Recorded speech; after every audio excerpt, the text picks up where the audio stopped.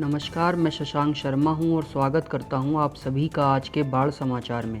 हर रोज़ की तरह आज भी हम देश में हो रही मौजूदा बाढ़ की स्थिति और केंद्रीय जल आयोग द्वारा जारी एडवाइजरीज और फ्लड बुलेटिन्स के बारे में चर्चा करेंगे। आइए शुरू करते हैं आज का बुलेटिन।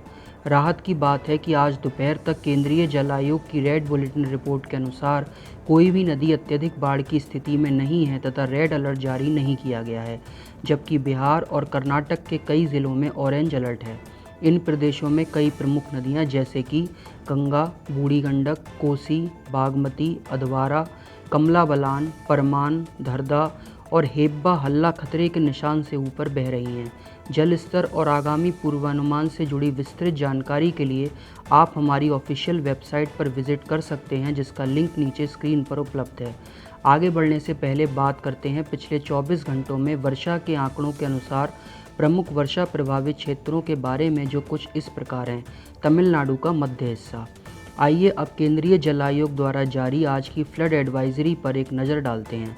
शुरुआत करते हैं बिहार से। पिछले हफ्ते हुई अत्यधिक से बहुत भारी बारिश के कारण गंडक, बूढ़ी गंडक, अधवारा, बागमती, कमला बलान, परमान, कोसी और महानंदा नदियों में गंभीर से सामान्य से अधिक बाढ़ की स्थिति बन गई है। इससे पूर्वी और पश्चिमी चंपारण, गोपालगंज, मुजफ्फरपुर, सीतामढ़ी, समस्तीपुर, वैशाली, दरभंगा, मधुबनी, खगड़िया, अररिया, सुपौल, पूर्णिया और किशनगंज जिलों में बाढ़ की स्थिति बनी हुई है, जो अगले 2 से 3 दिनों तक जारी रहने की संभावना है। मुख्य गंगा नदी के भागलपुर क्षेत्र में भी सामान्य से अधिक से लेकर गंभीर बाढ़ की स्थिति अगले 3 से 4 दिनों तक बनी रहने की उम्मीद है। बाढ़ की स्थिति और पूर्वानुमान की जानकारी के लिए कृपया केंद्रीय जल आयोग की वेबसाइट पर जाएं। यह वेबसाइट एक बार साइन इन करने के बाद सभी के लिए उपलब्ध है। केरला की बात करें तो उत्तर केरल में अगले 24 घंटों के दौरान कन्नूर और कासरगोड ज़िलों की पश्चिम दिशा में बहने वाली नदियों जैसे उप्पाला, शेरिया आदि में सामान्य से अधिक बाढ़ की संभावना है। ऊपरी पेरियार नदी में भी अगले 24 घंटों में पानी का स्तर बढ़ने की उम्मीद है।